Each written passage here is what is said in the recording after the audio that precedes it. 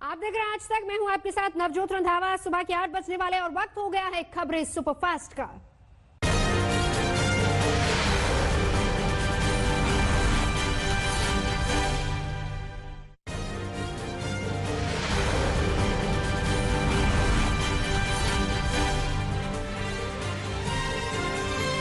Film अभिनेत्री कंगना रनौत आज मुंबई पहुंच रही हैं। वो चंडीगढ़ से मुंबई के लिए फ्लाइट पकड़ेंगी। कंगना ने मुंबई रवाना होने से पहले अपना कोरोना टेस्ट कराया। मुंबई पहुंचने पर कोरोना रिपोर्ट दिखानी पड़ेगी। बीएमसी की कमिश्नर किशोरी पेडनेकर का कहना है कि नियमों के मुताबिक कंगना को 14 दिनों के लिए होम क्वारंटीन किया जा सकता है।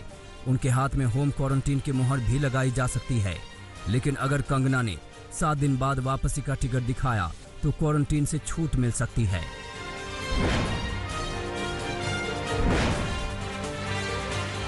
कंगना रनौत और शिवसेना के बीच ड्रग्स कनेक्शन को लेकर विवाद गहरा गया है।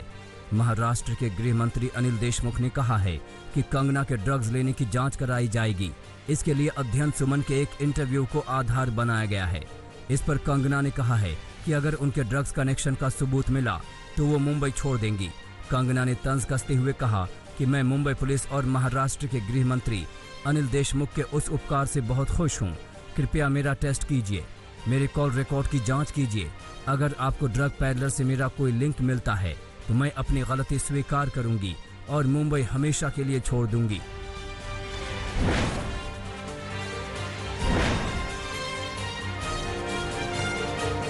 उधर बीएमसी ने कंगना के ऑफिस में अवैध निर्माण का नोटिस चिपकाकर उनसे 24 घंटे में जवाब मांगा है। कंगना ने खुद ट्वीट कर इसकी जानकारी दी।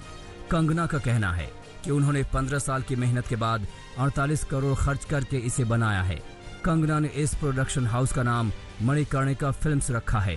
ये नाम उन्होंने साल 2019 में आई अपनी ही film Manikarnika the queen of Jhansi के सम्मान में रखा है।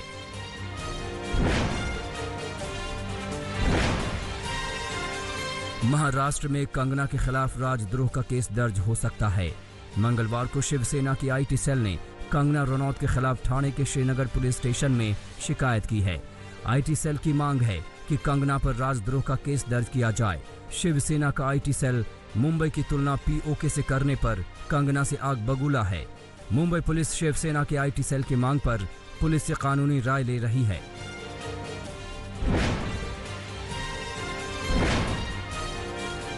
महाराष्ट्र विधान परिषद में कंगना रनौत के खिलाफ विशेषाधिकार हनन का प्रस्ताव भी पेश किया गया है, जिसे विधान परिषद अध्यक्ष रामराज नाईके ने स्वीकार कर लिया है। अगर ये प्रस्ताव सदन में पास हो जाता है तो कंगना पर कड़ी कार्रवाई हो सकती है। उन पर केस भी दर्ज हो सकता है और सदन में उपस्थित होकर माफी भी मांगनी पड़ सकती है।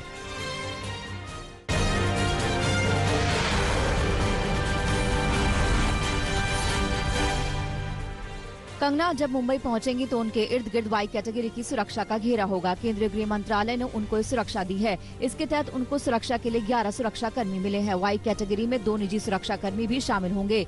1 या 2 कमांडो भी हो सकते हैं। ऐसे में कड़े सुरक्षा घेरे की वजह से कंगना का भरोसा और भी बढ़ गया है। इससे पहले मनाली के गृह मंत्रालय की वाई कैटेगरी की सुरक्षा के ऐलान के बाद सीआरपीएफ ने मोर्चा संभाल लिया। कंगना के घर अर्धसैनिक बल के अफसरों की बैठक हुई। सुरक्षा का पूरा खाका खींचा गया। इसमें उनके मनाली से चंडीगढ़ जाने और वहां से मुंबई जाने तक का पूरा खाका खींचा गया और सुरक्षा के इंतजाम किए गए। मनाली स्थित उनके घर से निकलने पर कंगना ने पूरे मामले के बारे में ज्यादा कुछ कहने से इनकार कर दिया। मैम, जिस तरह से संजय राउत जी के जो बयान आए उसको लेकर क्या कहना है आपका? अभी हम लोग कुछ कहेंगे नहीं, हम लोग मुंबई जा रहे हैं। आप जी जी जी जी जी आप जानकारी के मुताबिक कंगना रनौत चंडीगढ़ से मुंबई जाने के लिए उड़ान पकड़ेंगी। उनका मुंबई दौरा शिवसेना की धमकी के बीच हो रहा है। अभी भी शिवसेना के कुछ नेता कंगना को लेकर ये कह रहे हैं कि आने दो, देखा जाएगा। संजय राउत के सुर भले ही नरम पड़ गए हो, लेकिन कुछ नेता अभी भी कंगना को लेकर तल्खी दिखा रहे हैं। वो आने दो, उनका क्या है, वो इतनी देखिए, एक बात मैं बोल रहा हूँ, अभी भी दोहरा देता हूँ कि वो फिल्मों में झांसी की रानी का उन्होंने काम किया।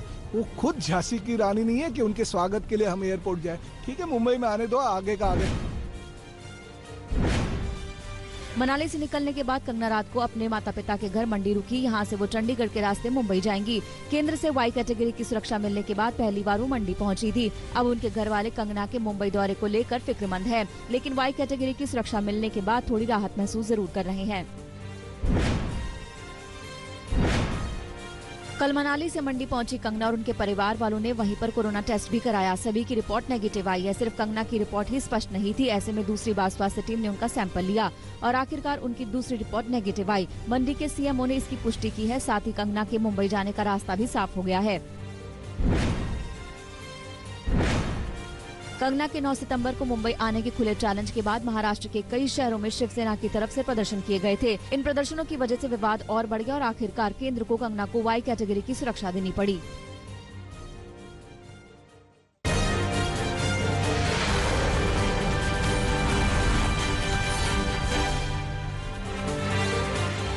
कंगना की सुरक्षा को लेकर हिमाचल सरकार भी फिक्रमंद है। केंद्र सरकार की वाई कैटेगरी की सुरक्षा देने से पहले ही हिमाचल सरकार ने ऐलान कर दिया था कि वो कंगना को पूरी सुरक्षा देंगी, क्योंकि हिमाचल की बेटी होने के नाते उन्होंने महानगरी में राज्य का नाम रोशन किया है। अब उनकी सुरक्षा को खतरा है, ऐसे में सुरक्षा देना राज्य सरकार की जिम्मेदारी है। केंद्र सरकार की सुरक्षा देने पर भी हिमाचल के सीएम ने खुशी का इजहार किया। कंगना के मुंबई रवाना होते वक्त एक बार फिर हिमाचल के सीएम ने कहा कि कंगना को आगे भी सुरक्षा दी जाएगी। 4-5 दिन के बाद एक बार फिर वो हिमाचल लौटेंगी। ऐसे में राज्य और मुंबई में उनको पूरी सुरक्षा दी जाएगी। डीजीपी ने असेसमेंट करने के बाद निर्णय किया कि उनके घर पे जो है हम गार्ड लगा देंगे और गार्ड लगाने के साथ साथ में पीएसओ भी उनको देंगे।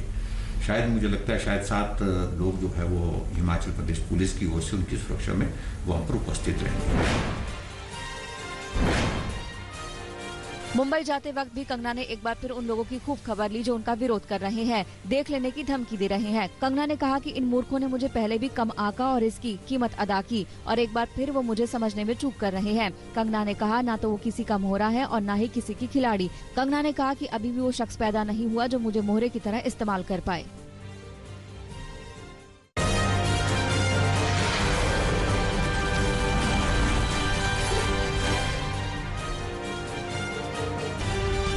ड्रग्स मामले में रिया चक्रवर्ती 14 दिन की न्यायिक हिरासत में हैं। पूरी रात रिया एनसीबी के दफ्तर के लॉकअप में रहीं, क्योंकि रात को कैदियों को जेल शिफ्ट नहीं किया जाता। ऐसे में आज रिया को बायखला जेल में शिफ्ट किया जाएगा। अब 22 सितंबर तक रिया चक्रवर्ती को जेल में रहना होगा। यहीं पे बैठी हुई है रिया चक्रवर्ती, यहीं पे होंगी रिया चक्रवर्ती और रात को इसी 4थी मंजिल पे उनको एक कमरा मुहैया कराया जाएगा सारी औपचारिकताओं के साथ। जो एक आरोपी को फैसिलिटी मिलती है वो उनको मिलेगी जब वो रिमांड में लिए जाते हैं। और यहाँ पे आप देखिए लाइट जल रही है, खिड़की भी खुली हुई है, पंखा नजर आ रहा है। अगर जूम इन करें परविंदर आप तो दिखाएं, इसी 4थी मंजिल पर रिया चक्रवर्ती रात बिताएंगी। Honorable court has granted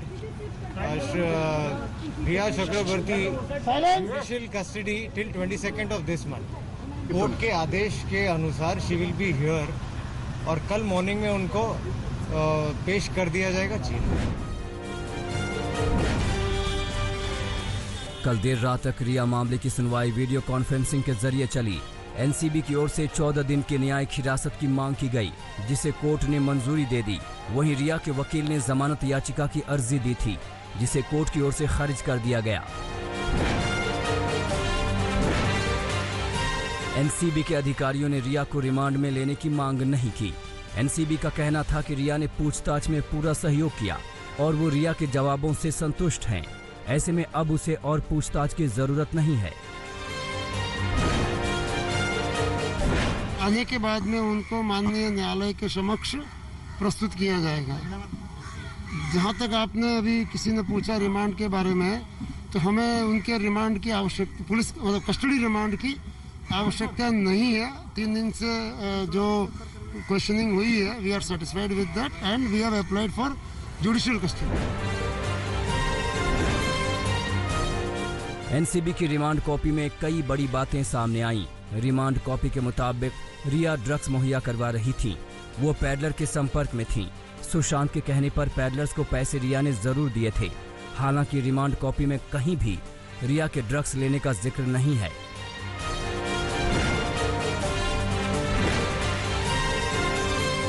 remand copy में कहा गया है कि शोविक के जरिए रिया तक ड्रग्स आते थे। Drug peddler drugs Samuel Miranda Dipesh Sawant को देते थे। बाद में ये ड्रग्स रिया के जरिए सुशांत तक पहुंचते थे। रिया के जरिए ड्रग पैरलर को पेमेंट करवाया जाता था, जो पैसे सुशांत देते थे।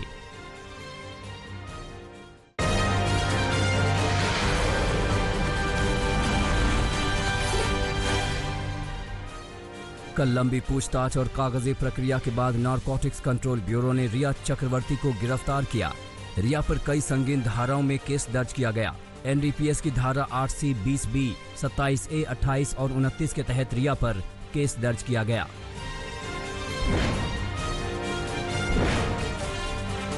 एनसीबी की टीम ने गिरफ्तारी से पहले रिया को हिरासत में लिया और अरेस्ट मेमो तैयार किया। इसके साथ ही साइन अस्पताल को जानकारी दी गई, जहां रिया का मेडिकल टेस्ट हुआ, जिसमें रिया की कोरोना रिपोर्ट नेगेटिव आई।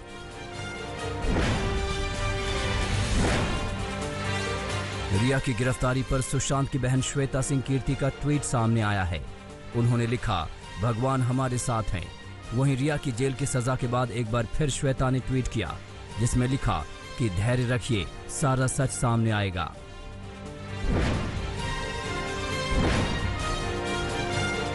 रिया की गिरफ्तारी के बाद उनके वकील सतीश मान शिंदे का बयान सामने आया है।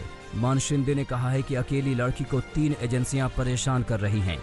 रिया ने एक ड्रग एडिक्ट से प्यार किया, अब उसी की सजा रिया को मिल रही है।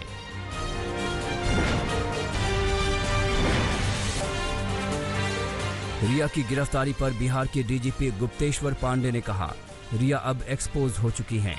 रिया के खिलाफ एनसीबी को सबूत मिले होंगे, तभी उनकी गिरफ्तारी हुई है। गुप्तेश्वर पांडे ने उम्मीद जताई कि सुशांत की मौत का सच सामने आएगा। देश बेचैन है जानने के लिए कि क्या बात है, कौन सी स्थितियां हैं, कौन सी परिस्थितियां हैं जिसमें इस तरह की घटना होती है। कहीं ये हत्या तो नहीं है, तो देश पूरा सोच रहा है। अब रहस्य तो बहुत गहरा हो गया है और इस तरह के जो लिंक मिलने लगे हैं उस आदमी से, सुशांत से जुड़े हुए लोगों के लिंक अगर ड्रग माफिया से मिलने लगे तो केस को बहुत गहराई से देखेगी सीबीआई, देखना पड़ेगा।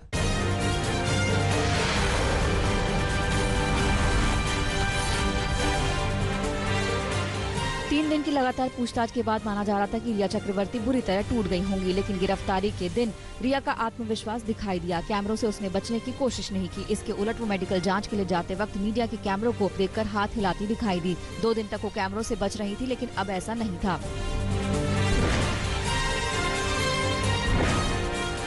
तीसरे दिन गिरफ्तारी से पहले रिया से सीधे और साफ सवाल पूछे गए। पूछा गया कि क्या तुम ड्रग्स लेती हो। रिया ने आनाकानी की और फिर साफ मान लिया। इसके अलावा ये भी पूछा गया कि क्या वो ड्रग्स ट्रांसपोर्टेशन में शामिल थी, क्योंकि साक्ष्य यही कह रहे हैं।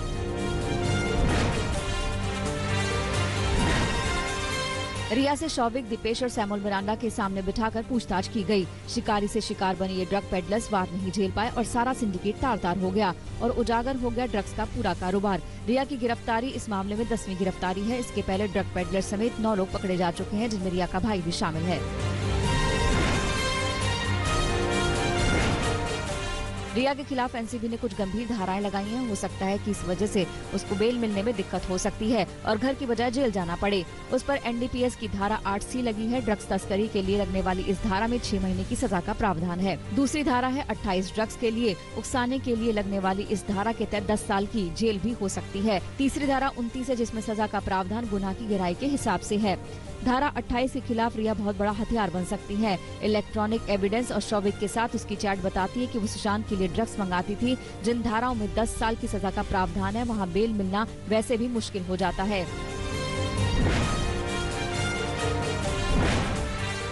रिया ने कुछ ऐसे भी खुलासे किए जिनसे रिया के साथ साथ बॉलीवुड के कुछ और सितारों की मुश्किल भी बढ़ सकती है।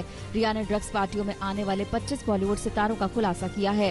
ड्रग पेडलर्स के फोन और गैजेट्स ने भी बॉलीवुड के सितारों की पोल खोल दी है। अब इन 25 सितारों को सम्मान किया जाएगा। एनसीबी के बड़े अफसरों को ये नाम भेजे गए हैं। रिया ने ये भी खुलासा किया कि सुशांत की फिल्मों के सेट पर भी ड्रग्स लिए जाते थे। बॉलीवुड की पोल रिया के घर से बरामद पुराने मोबाइल फोन, लैपटॉप और दूसरे गैजेट से भी खुली है।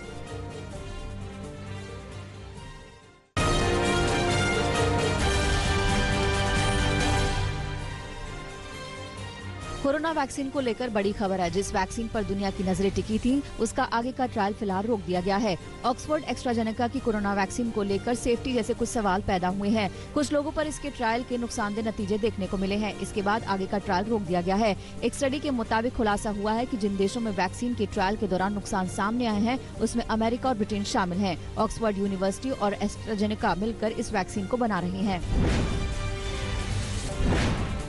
विस्तार से अभी पता नहीं चल पाया कि सुरक्षा से जुड़े वो क्या पहलू थे जिनकी वजह से ट्रायल को रोक दिया गया। रिपोर्ट में कहा गया कि सुरक्षा मुद्दों की वजह से एस्ट्राजेनेका के ट्रायल के साथ साथ दूसरे वैक्सीन निर्माताओं की वैक्सीन के क्लिनिकल ट्रायल पर भी असर पड़ेगा। यानी दुनिया में कोरोना की वैक्सीन तैयार करने की रफ्तार पर असर पड़ेगा। इससे पहले माना जा रहा था कि कोरोना की कोई न कोई वैक्सीन इसी साल बन जाएगी।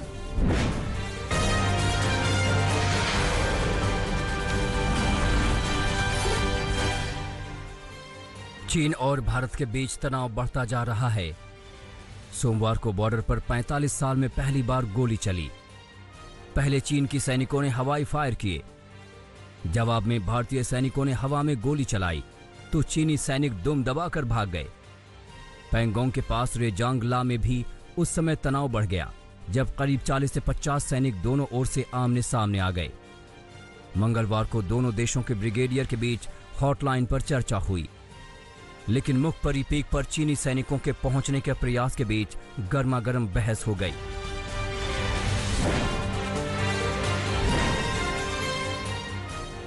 केंद्रीय स्वास्थ्य एवं परिवार कल्याण मंत्रालय ने मंगलवार को 9वीं से 12वीं तक की पढ़ाई आंशिक तौर पर शुरू करने के लिए एसओपी जारी कर दी है। 21 सितंबर से कक्षाओं में पढ़ाई शुरू हो जाएगी। मंत्रालय ने कहा, स्कूल अपने यहां पढ़ाई शुरू करने का फैसला लेने के लिए स्वतंत्र हैं। क्लासेज अलग अलग टाइम स्लॉट में चलेंगी और कोरोना के लक्षण वाले स्टूडेंट्स को एंट्री नहीं दी जाएगी। टीचर्स, स्टूडेंट्स और स्कूल के स्टाफ को 6 फीट की दूरी रखनी होगी। लगातार हाथ धोने, फेस कवर पहनने, छींक आने पर मुंह पर हाथ रखने, खुद की सेहत की मॉनिटरिंग करने और थूकने जैसी चीजों का ध्यान रखना होगा। छात्रों को स्कूल आने के लिए पेरेंट्स से लिखित मंजूरी लेनी होगी।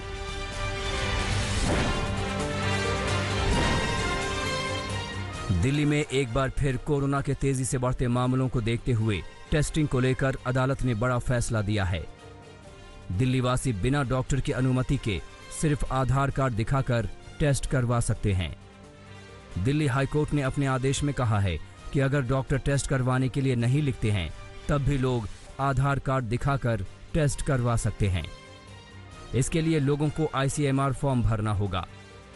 हाईकोर्ट ने निजी प्रयोगशालाओं से प्रतिदिन 2000 ऐसे टेस्ट करने के लिए कहा है जो स्वेच्छा से टेस्ट करवाना चाहते हैं।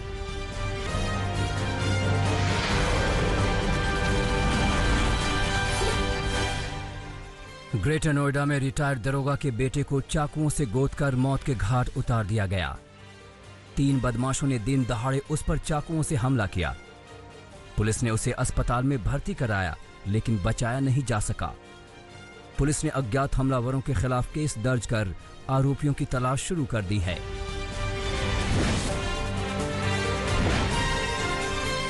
ग्रेटर नोएडा में एक स्कूल के चेयरमैन पर छात्रा से दुष्कर्म का आरोप लगा है। पुलिस के मुताबिक चेयरमैन ने टीसी देने के बहाने छात्रा को स्कूल बुलाया और रेप की वारदात को अंजाम दिया। पीड़ित की शिकायत पर केस दर्ज करते हुए पुलिस ने आरोपी चेयरमैन को गिरफ्तार कर लिया। अदालत ने आरोपी को जेल भेज दिया है। पीड़िता का कहना है कि चेयरमैन ने रेप की घटना के बारे में किसी को बताने पर जान से मारने की भी धमकी दी थी।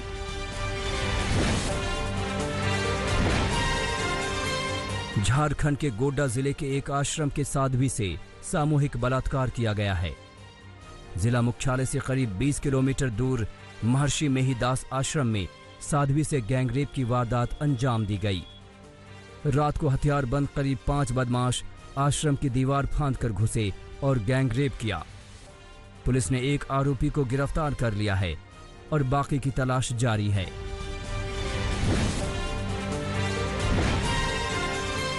पंजाब के पठानकोट के घियाला गांव में 65 साल के बुजुर्ग पर अत्याचार की इंतहा की तस्वीरें झकझोर देने वाली हैं। भतीजों पर बुजुर्ग को पशुओं के तबेले में जंजीरों से बांधकर रखने का आरोप है। गांव के लोगों ने इसकी शिकायत मानवाधिकार आयोग से की है। जिसका संज्ञान लेते हुए आयोग ने आरोपियों के खिलाफ कड़ी कार्रवाई करने की बात कही है।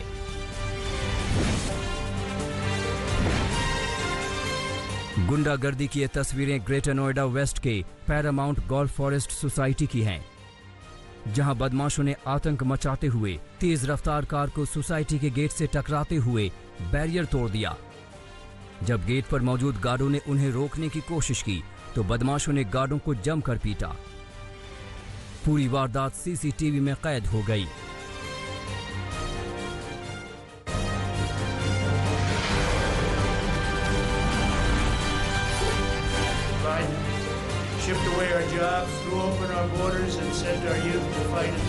अमेरिकी राष्ट्रपति डोनाल्ड ट्रंप ने अब अपनी ही रक्षा विभाग के अधिकारियों को निशाने पर ले लिया है। उन्होंने कहा कि पेंटागन में बैठे अधिकारियों की मंशा ये रहती है कि अमेरिका हर वक्त जंग लड़ता रहे ताकि रक्षा उपकरण बनाने से जुड़ी कंपनियों और रक्षा ठेकेदारों को फायदा पहुंच सके।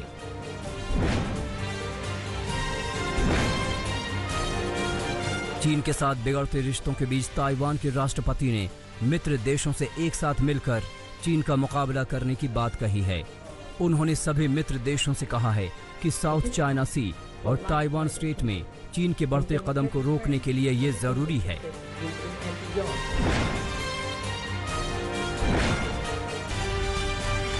चीन और ऑस्ट्रेलिया के बीच तलखी अब खुलकर सामने आ गई है। ताज़ा मामला ऑस्ट्रेलिया के एक पत्रकार को हिरासत में लेने का है।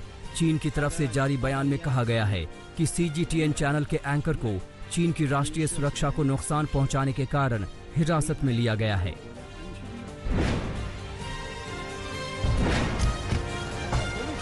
रूस ने टर्की और ग्रीस के बीच चल रहे तनाव को खत्म करने की पेशकश की है। ये बात खुद रूस के विदेश मंत्री ने कही, जो इस वक्त टर्की के दौरे पर हैं। भूमध्य सागर में गैस भंडार की खोज को लेकर टर्की और ग्रीस के बीच कई दिनों से काफी तनाव की स्थिति बनी हुई है।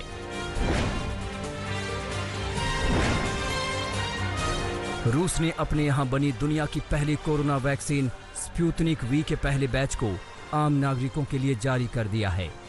रूसी स्वास्थ्य मंत्रालय ने बताया कि इस वैक्सीन ने सभी गुणवत्ता जांच पार कर लिए हैं और अब इसे आम नागरिकों को लगाने के लिए जारी कर दिया गया है।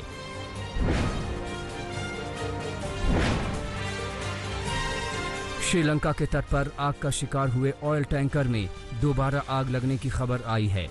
हालांकि दोबारा इस आग को समय रहते बुझा लिया गया, जिससे एक बड़ा हादसा दोबारा होते होते टल गया। आग को बुझाने में भारतीय कोस्ट गार्ड और भारतीय नेवी ने अहम भूमिका निभाई।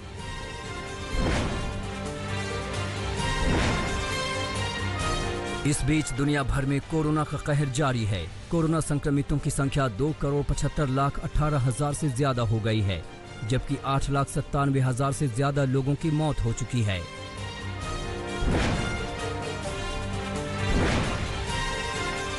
जापान में ओलंपिक खेलों के मंत्री सेको हाशिमोतो ने कहा है कि 2021 में निश्चित तौर पर जापान में ओलंपिक खेलों का आयोजन होने जा रहा है। इससे पहले ये ओलंपिक खेल इसी साल जुलाई के महीने में होने वाला था, जिसे कोरोना वायरस के चलते टाल दिया गया था।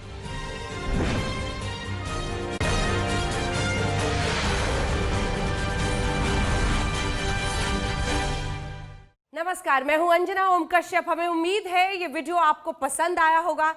लेटेस्ट खबरों के लिए यूं ही देखते रहिए आज तक, और इस वीडियो के पसंद आने पर लाइक, शेयर एंड सब्सक्राइब करना ना भूलें।